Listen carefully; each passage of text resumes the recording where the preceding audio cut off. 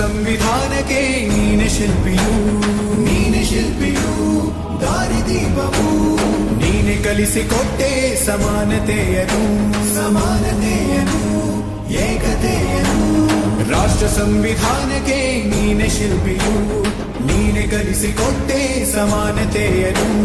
ನಿನ್ನ ಲೇಖನಿಯ ಬರಹ ದೇಶ ಖರ್ಚನೆ ಒಂದು ಮಾತು ಕೂಡ ಭೀಮ ಗರ್ಜನೆ ನಾಯಕ ನೀನು ಭೀಮರ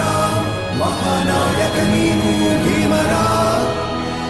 ನಾಯಕ ನೀನು